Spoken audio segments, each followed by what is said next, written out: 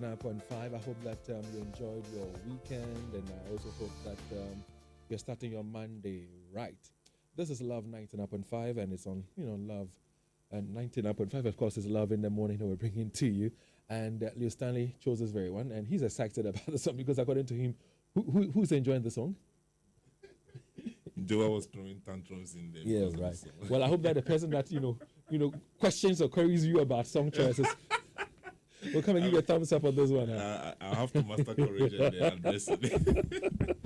All right, so to our conversation for today, and it has to do with government of Ghana that has finally indicated that it is taking steps to review all its 16 flagship programs as part of its objectives to strengthen fiscal policy. Now, according to government, the decision for rationalization will depend on the assessment of efficiency, effectiveness, and value for money for each program. And for social programs, it will rationalize and align the spending envelope with SDG targets. Now, the 16 flagship programs include the free SHS, the 1D, 1F, the 1V, 1D, that's One Village, One Dam, the Planning for Food and Jobs, and many others. Now, what do you make of government's decision or intentions to review these flagship programs? What's your own thought on it? We'd like to hear from you as to what you make of the government's indications and intentions to review some of these flagship programs, or all these flagship programs, because according to the information minister, these are all on the table. Our WhatsApp number is 0551111995. Send your thoughts in. Let's share it with the rest of the world. We're live on Facebook currently as we speak, so you can also join us on Facebook on LUV 99.5 FM and let your thoughts be heard. Joining us for this conversation is Mr. Evans Nunoo. He is an economist, and he's right here with us. Evans, good morning. Good morning. It's been quite a while since I had you in the Studios of Love 99.5 for a conversation. You good? Yes, I'm fine. And you? Oh, well, I'm well. And it's always good to have you on our show. So without wasting much time, my first question is this. I mean, how important or how critical is it, for a review of these flagship programs?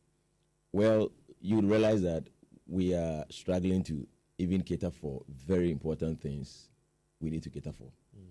And it tells you that if you are running a program that is not yielding the right benefit, then there's a need for you to look at it again. Or if you are running a program, the costs of which you cannot handle, then you need to look at strategic ways of handling the program if even you are not going to do totally away with it. And I think that is what the government is seeking to do, because as you are aware, we are before the IMF, and there are so many things we have promised to do. I have already said that with the extended credit facility, the IMF will not come and cook programs for you. They will only guide you to do your own tailor-made programs, policies. And as part of our quest to restructure and make sure our debt levels are sustainable and we are on the right track, we are seeking to review some of these flagship programs, and I think that is the right thing to do. Why should it take, the IMF for us to consider, this kind of a review, especially when Ken Ofori-Atta, the finance minister, for example, in 2018, touched on it, making some comparison about a child who attends Odogono, and that's, one that attends Achimota, and says, why should it be the same? Again, we've had Stephen Ade and other CSOs raise concerns about some of the flagship programs and that we needed to take a relook at them. Why should it take only the IMF for us to be able to bold enough to say, listen, it's about time that we have a review of these programs? Yeah, so obviously the other side was being fueled by politics. I mean, the want of votes. So we are unable to, for example, review the free SHS with all the talks. How many times have we not spoken about the need for review? The government would reject it because the government thinks that if it goes against it, there is a question of votes. But with the IMF, the realities are presented to you, and it's almost as if we don't have anything to do. We have no other option than to be before the IMF. And the IMF wouldn't give you money for you to be spraying on things that they think are not worthy enough to be handled that way. So I think that we are only being presented with the realities after we have wasted so much time in doing it by ourselves, and we have no option than to do what we are seeking to do now. How do we, going forward, how do we take away the politics in this? Because you're running an economy, and you realize that, listen, you are going to hit, let me call it a brick wall. And there are people who are drawing your attention to it as to some of the expenditure and its effects on the economy. Now, you might look at politics and say, well, it's something that I promised during my campaign period. So if I fail to roll it out, then others will come and say, well, we told you so. And so whatever it is, let me roll it out. How can we, at one point in time, look at the economy and say, listen, this is something we need to take a decision on, do the right things for the economy, not necessarily for politics? Yeah, so I think it all boils down to laws. Now we are left to the mercy of the politician because we are treated according to how they promise to treat us. So they run the country with their manifestos, and they give flashy promises so that they win the vote. And when they win, some of them attempt to implement those promises. Some of them are frivolous, but because they've already promised, they would want to go by that, either to preserve their integrity for the next elections, or because they think that it's a way of sorting some boys and girls out. And so I think we have to get a clear law that will pin them to a certain policy. Because if you look at the directive principle of state policy, for example, it clearly tells us where the state should be in the next years. But are we going by that? Because the executive or the government has the latitude to, bring in more programs that it thinks that would help its political aims, and so would implement that. So I think going forward, if there is anything at all, if you have to curtail this trend, then we should have something that will be binding on the government to stick to a certain trend.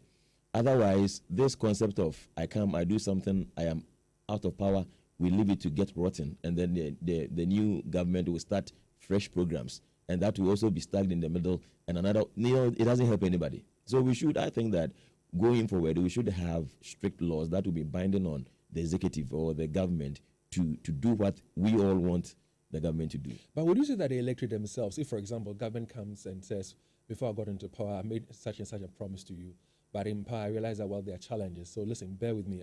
I promised this. I wish I could do it, but I cannot do it under the circumstance. So and so and so, give me time. Do you think the electorate, the Ghanaian, would appreciate that kind of honesty and frankness? No, majority of us wouldn't appreciate it. Isn't that why then they are behaving this way? Yeah, that is exactly the reason they are behaving this. So we don't have much quality vote. You see, so you, David, as discerning as you are, you would vote. And there is a young boy there who doesn't pay tax. He's not schooled. And he doesn't even understand politics. He doesn't understand what we mean by economic management. He will also vote and cancel your vote out. You see, so it all goes down to voting right. So in Ghana, we all have the same voting right. So the professor of economics will vote, and that 18-year-old boy who doesn't understand anything will also vote and cancel his vote out. And we are all there. They don't pay tax. So as a growing nation, if I had my own way, if you are a taxpayer, if you have a certain level of education, you could have saved 4 votes. If you vote, it will be like 4 votes. I remember in 2016, such a conversation, emanated where people were suggesting that, listen, we should give some people the opportunity to have more than a vote. But the question is, what shows that they would even use it well enough for the benefit of the country? Majority of those people will use it well. Listen, the reason why I was somehow happy because of this free SHS was I was feeling that there's coming that time majority of us will be educated, would understand what it takes to govern. Because you see, ignorance is even more expensive than the free SHS. If you are in a state where people would vote against you for even fighting Galamsey, why would we vote against a government that says that, no, I'm not going to pay nurse nor teacher training allowances anymore because they don't even make sense? Then you have people who vote against it. And you see, the opposition will always take advantage of the ignorance of the people and even campaign against the government for doing the right thing. So come to think of it, now in economics, you fight inflation or unemployment. In most cases, it's difficult to fight the two at the same time equally. So, for example, if you have to fight inflation, then you have to run a contractionary monetary or fiscal policies, or both. Then it would also affect employment because the economy wouldn't be growing or expanding as you would want it to be. Now, if you opt to fight inflation and you are reducing money balances in the economy, the opposition will campaign that you want to cause unemployment. People are not getting jobs to do. If you want to create employment by expanding the economy, you could have inflation rising. Then the politician will tackle that. So the government will be confused.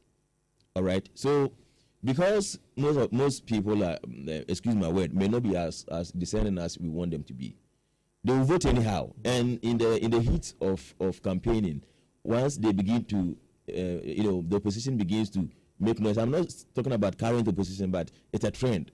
The opposition people begin to make noise.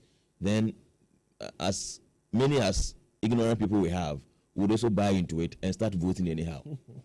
And that is the reason why it is even difficult for us to have a third-party force. We are limited. It's almost as if we've been sold to NDC and NPP, because some people even vote on tribal lines. And even looks. Yes. There's this pastor whose utterances went viral when he said, it was on social media. It was all over that. President speech, and so people vote on a matter of things. But if we need a review, according to the information minister, all 16 flagship programs are on the table. Should we review all of the 16 before we go into specifics this morning? Should it be on every one of the 16? Look, some of them have already been forgotten about. Look, in the 2023 budget, the government is spending 9,236,291,111 Ghana cedis. That 11 Ghana cedis is what surprises me. I don't know what that is going to buy. These are supposed to be on the flagship programs. Yeah. They're 9.2 billion. Yeah.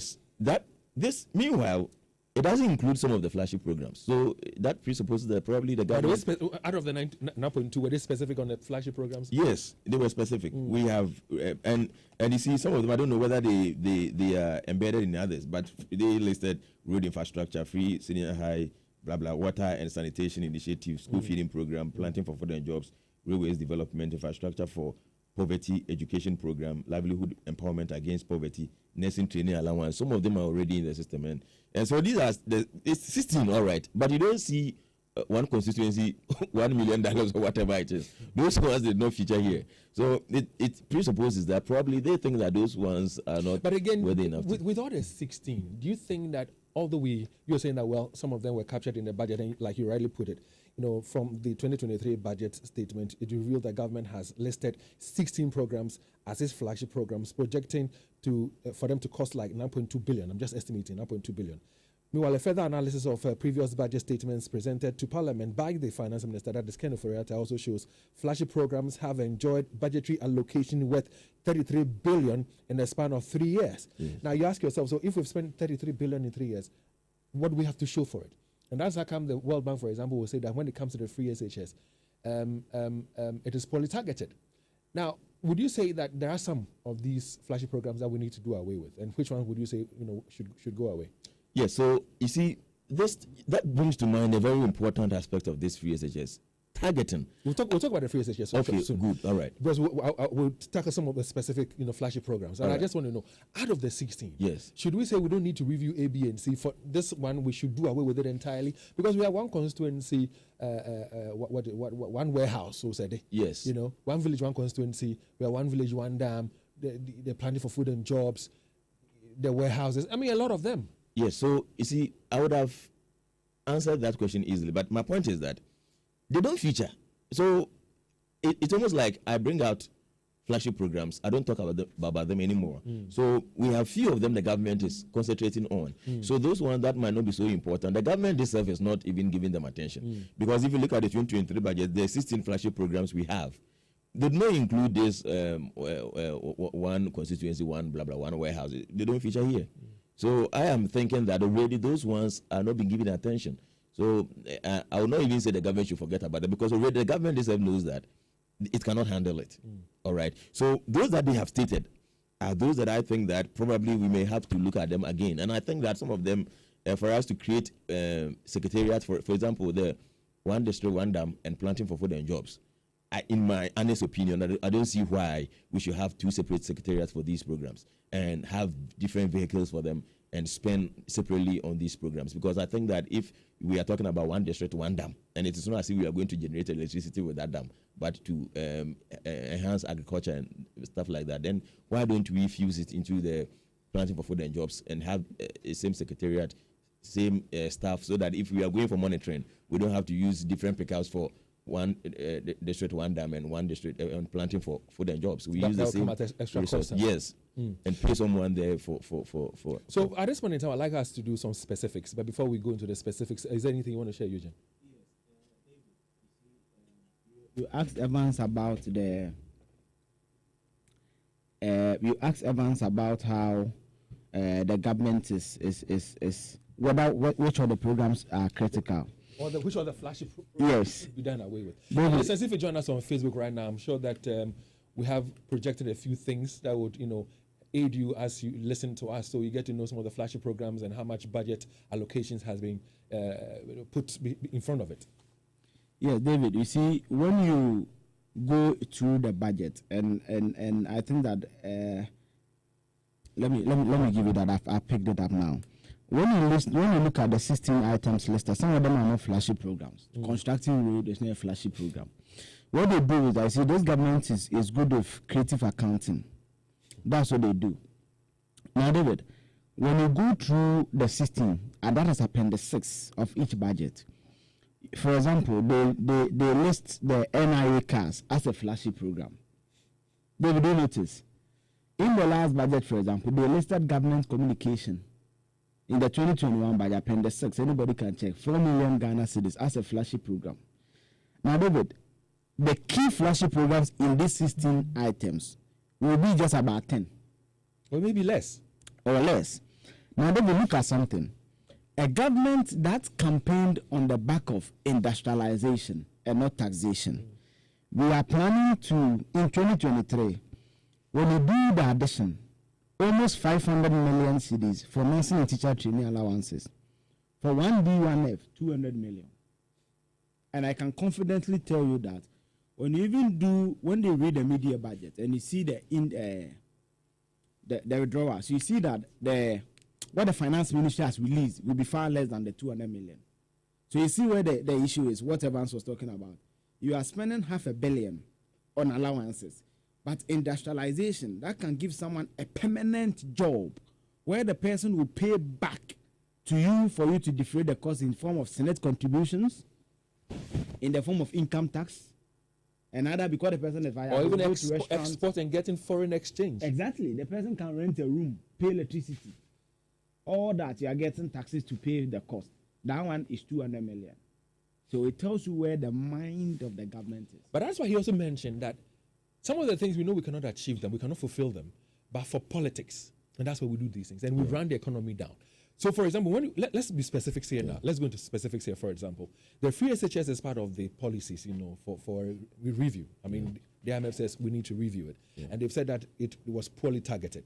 Now, if you look at free SHS, for example, we spent some 11.3 billion. If you go on my journal online, I picked it up last night. If you go on my journal online, we spent about 11.3 billion Ghana cedis since its inception in 2017.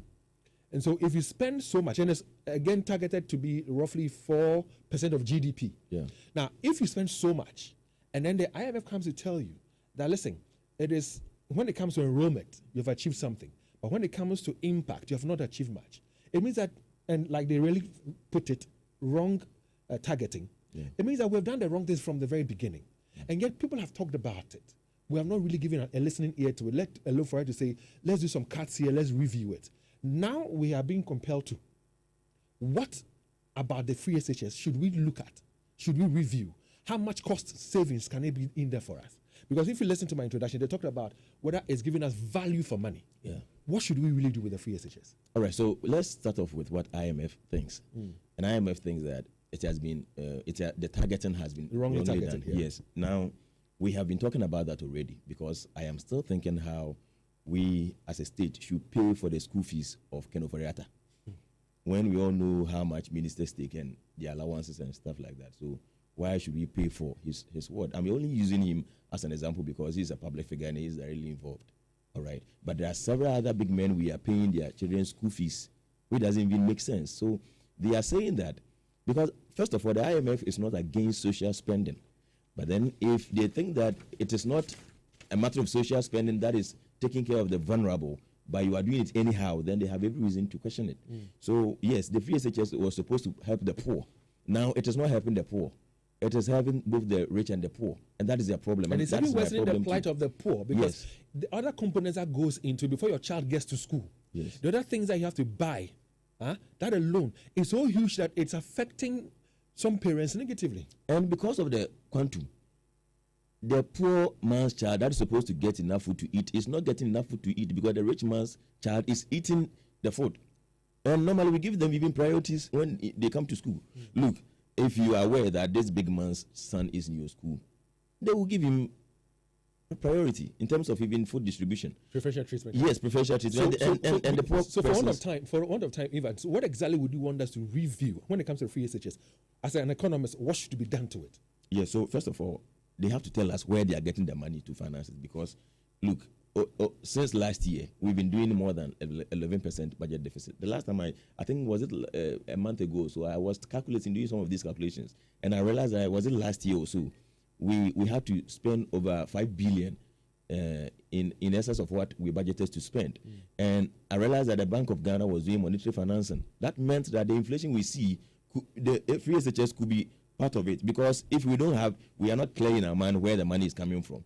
It means that the Bank of Ghana can help the government to finance that. Look, we had to spend about 2,950,502,092 Ghana cedis on free SHS. We are spending it this year. Tell us, where is the money coming from? So if we are not clear that the money is coming from this sector or this angle, then there is a high probability that the government can manipulate the Bank of Ghana to do monetary financing, and that will only trigger inflation. So the first point for you, we need to know where the money is coming from. The money is coming from. Okay, so what else? I mean, what do we need to cut? What do we need to review? We have to cut the rich people's children from it. You're not speaking like Stephen Adair, Professor Stephen Adair. No, you can let me speak like anybody that comes to mind. But the point is that Stephen Adair says, for example, that we should make some of the grade A schools a priority for the rich who can pay. That is my policy too. So those ones who go to that school and they pay for everything. Yes. The resources that comes out of it can be used to help the other schools. That is all. And make sure that the resources, the infrastructure and all that are also good enough, and you build and you grow them. David, I would disagree with the former rector for Gempa. Yeah. When you do that, you create what we call a caste society. Yeah. So I'm saying that, you see, it's not difficult. The World Bank, the same World Bank says that LEAP is one of the best targeted programs. How is it done? The income levels. You know how much I earn. There should be a ceiling. If you earn to this point, this is how much free SHS covers you. Maybe you get textbooks. If you earn to this point, free SHS will cover your feeding. Mohammed's e-blocks. We can say that if you earn to a certain point, we can pay boarding. Let's not forget, the reason why free SHS is expensive is because of boarding. Even in Europe and America, where there's free SHS, it's the day system. So if you want to go to the boarding, you pay for it. This is your cost. If you want to go for the day, the tuition is free. So we shouldn't just say Achimota should not be accessible to me. You just say to come me. No. When you do that, we create a caste society, but we should do proper targeting. And you see, it's just like taxation. I think you mean class society, yeah? Caste society. That's where I also have. So like in India, what happens in India and all that. Yeah, but I seem to have a problem with this because look, is it about the methodology? Now, if I want to do a research here, I will do probably random sampling. It doesn't mean that those that I'm not going to sample are not important.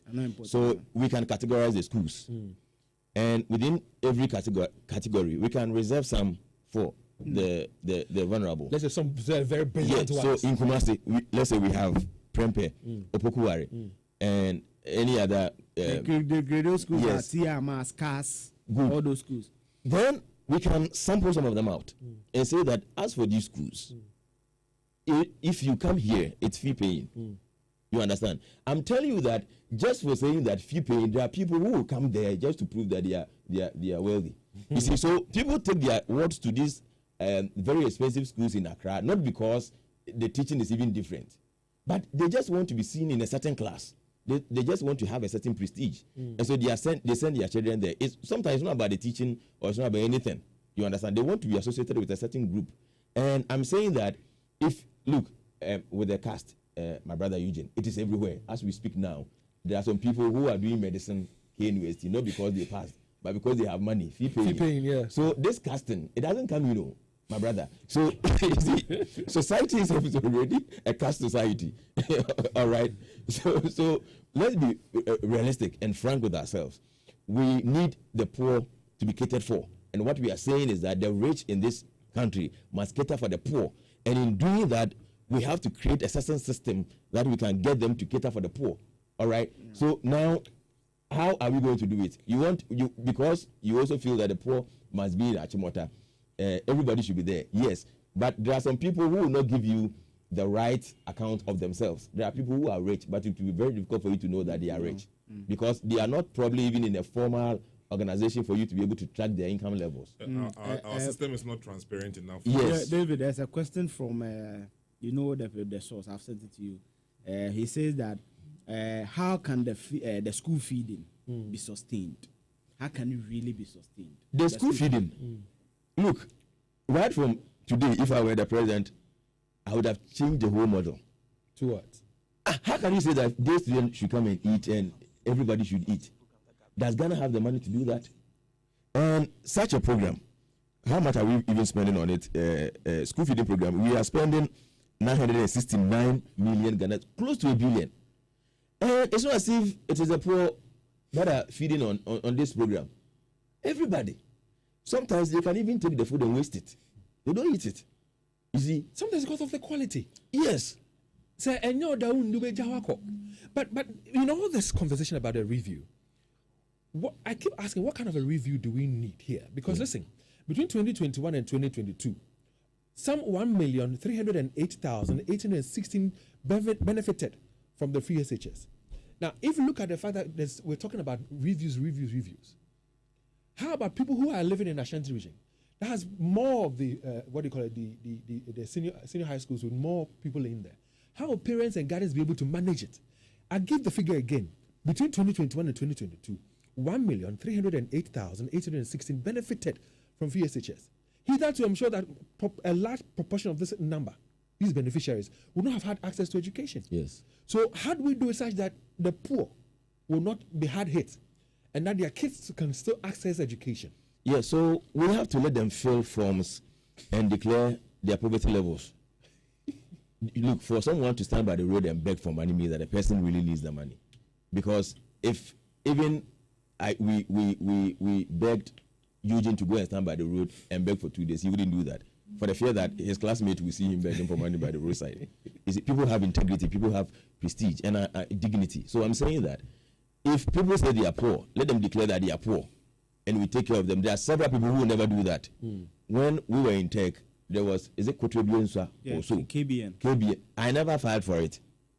You understand? Because they put the list on the wall, and my point was, if my name appears on this wall, that I am in Akuetteh, so I never tried. Though I needed the money to do other things. You see, so there are people, so many people who will not file for that program. So, but the person who thinks that genuinely they need the money will file for it. So let those who say they are poor declare that they are poor.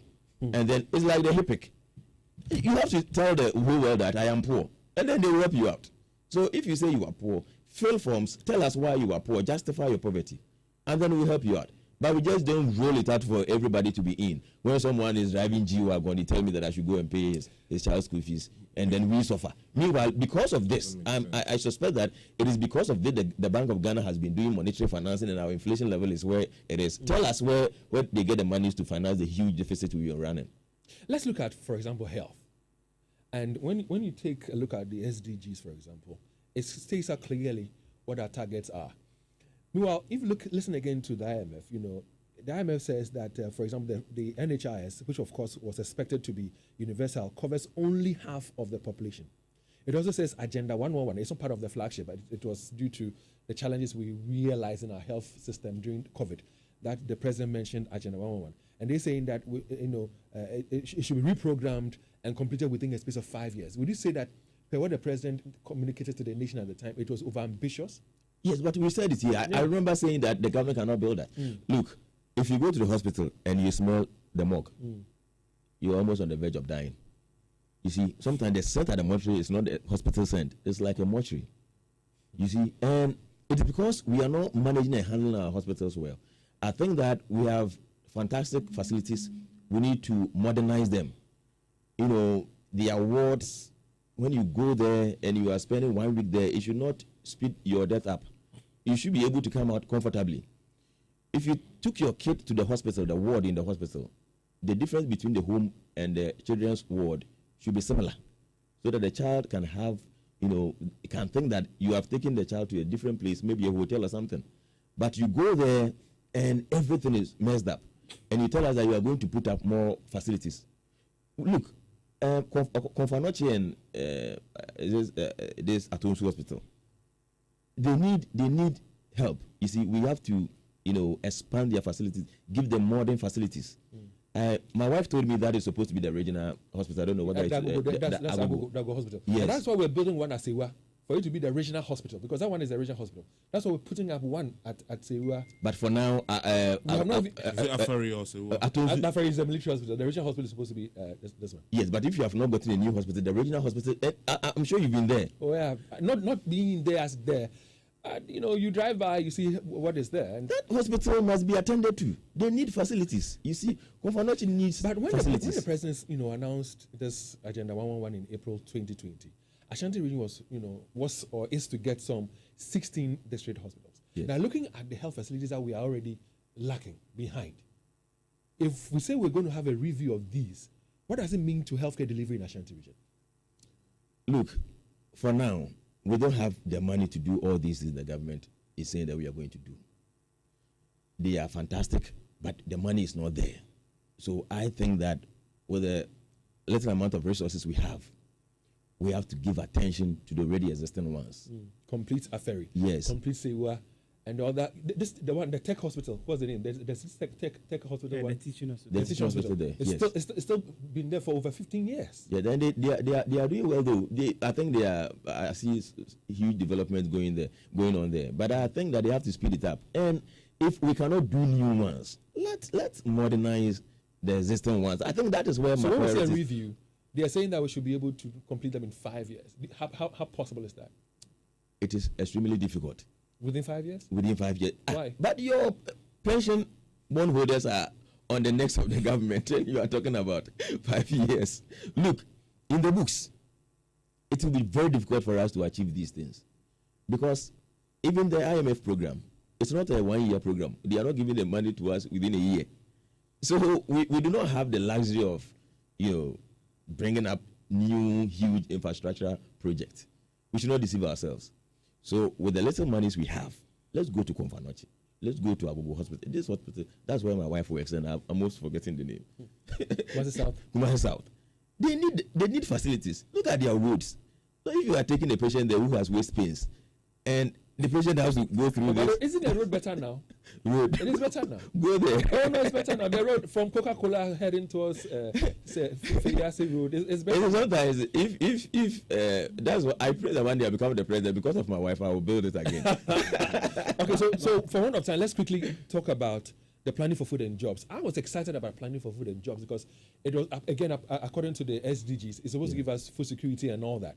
And I was thinking that if done right, yes, along the line, I think the Agri Minister mentioned it, the former Agri Minister, we could even export some of these things. That would give us some revenue generation.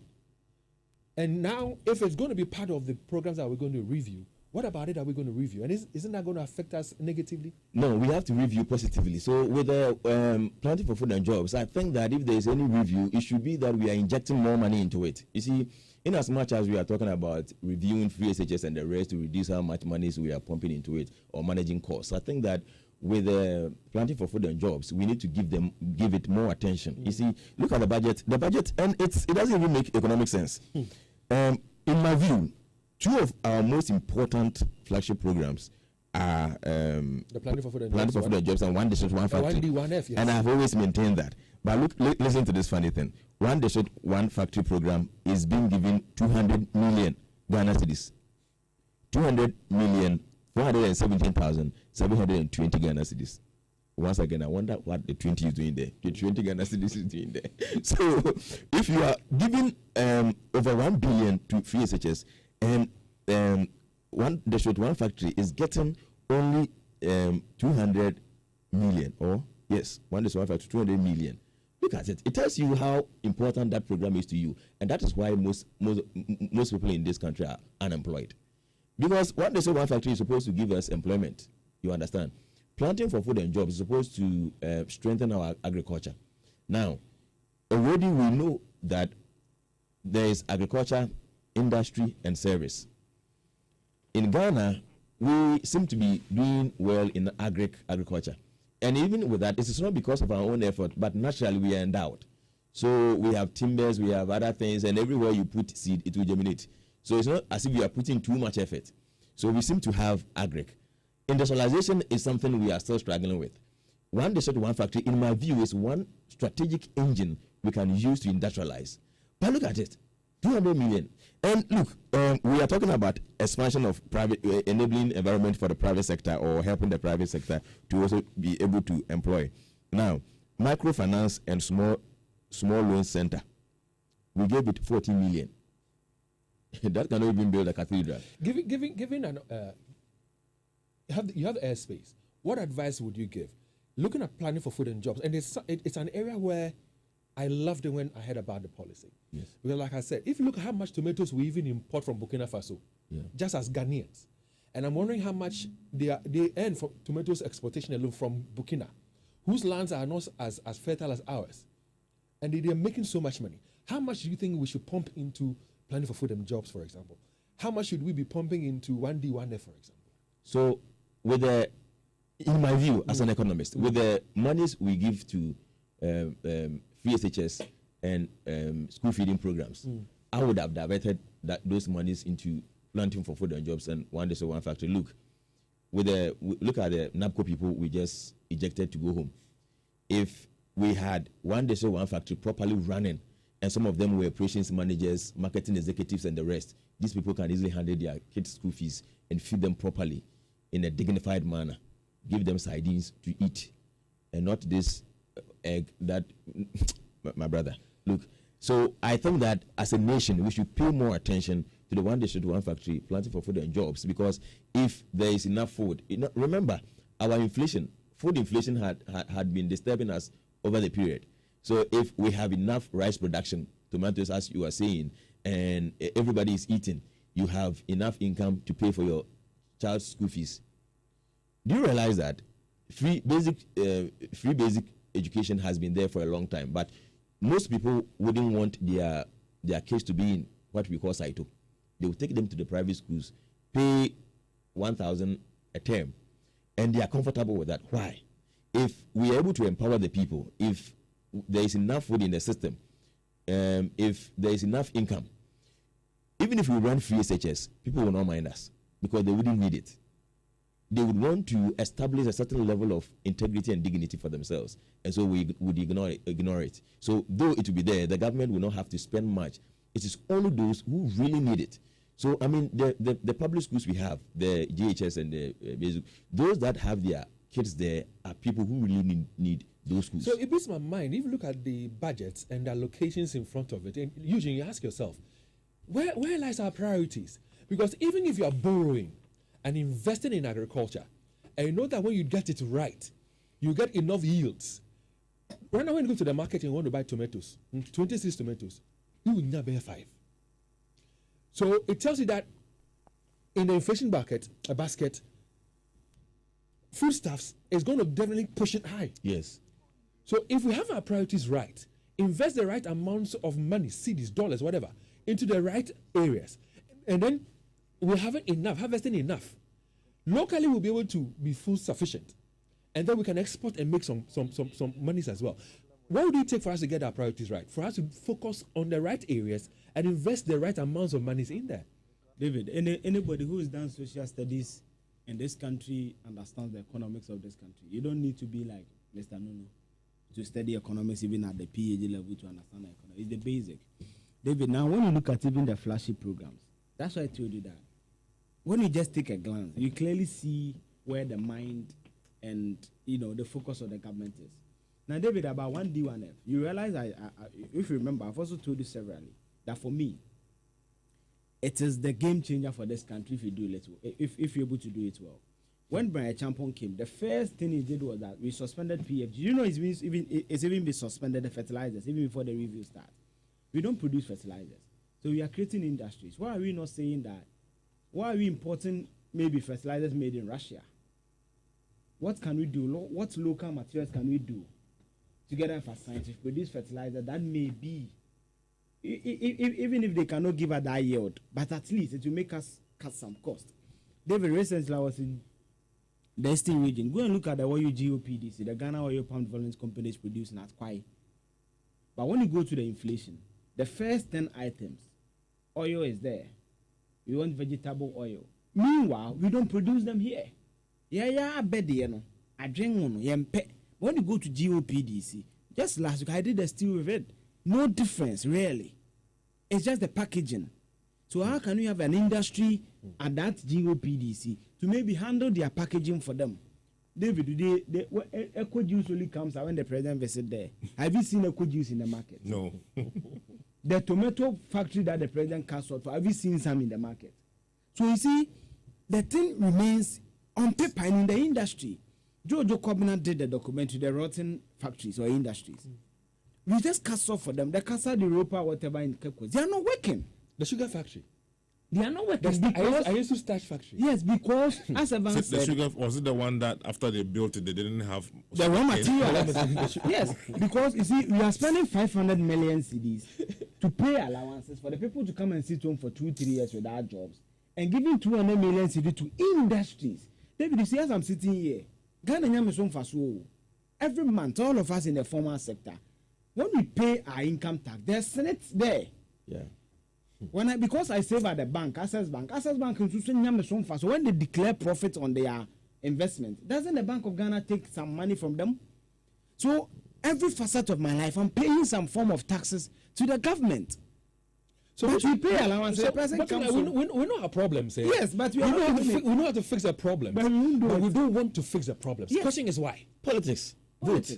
Votes? Yes. Yeah. No, but if, for example, if you pump the right figures into 1D, 1F, or you pump the right figures into a Greek, and then I go to the market, and comparatively, I am able to buy all that I'm looking for, won't I then vote for you and say, Charlie, you've done a good policy? No, you are not getting it. If you are able to export and it helps you get foreign exchange, it's not helping the country. No, David, wait. Look, it doesn't take a year. This one day soap factory we are talking about, even to build the infrastructure. If you want to build mega factories, but they went to existing factories, Daco Farms and Co. I mean, UNIJ, we know that they supported. They assisted them to get some loans. You have 4 years. You have 4 years to do this, and you see what happened at Kumewu. Yes, so and mostly within you have 3 years really to give us real effect, real results. Because the actual election year, you begin to do things that will be visible for people to know that you are doing something. So if you want to, for example, set up industries, set up factories, now for them, the technical people to come do feasibilities, erect structures and all of that, you might not finish before the next 4 years. Probably you have 8 years anyway. It's not like you have 4 years. That's why they're talking about breaking the 8. So you have. Mahama didn't get 8 years. No, he did not. Because he is coming from the mill stock. I mean, at that time when Mills died, he got 4 years. Yes, that's what coming back. But what I'm saying is, on paper, we know that oftentimes it's 8 years. David, it's not too obvious. David, the challenge is that. And listen, you can join our conversation now. We're talking about the review of some of all 16 flagship programs. What's your view of it? Do you support it or you don't? I was asking earlier, Nunoo here, if there are some that we should do away with entirely. Give us a call on 03220-83596, 03220-83597, and 03220-83598. Yeah, Eugene. And David, I think maybe tomorrow should go. So David, you know, the challenge is that this country is governed by manifestos, not a national plan. That is the point. So you see, every government comes, I've laid the foundation. We've laid foundation since 1992. Hello? That is the problem.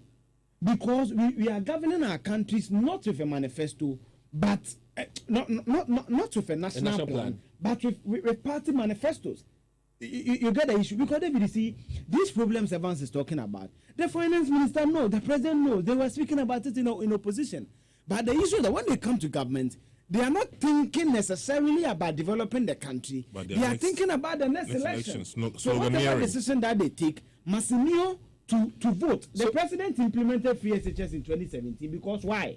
Because by the time they go for the 2020 election, that 15-year-old boy would have attained 3 years of free education and will be what? Eligible to vote.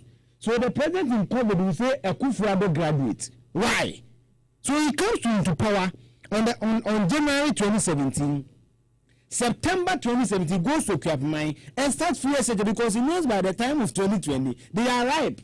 So he can give them a tag, Akuetteh graduate, and they will vote for him. So at this point in time, we say thank you very much as we cross over to Joy 99.7 for that conversation on the Super Morning Show. It's about the power purchase agreements that we have entered into and how it's affecting, our indebtedness as a nation.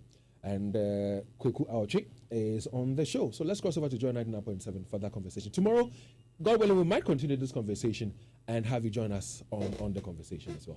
Thank you very much for doing that listening. Problem of the deficit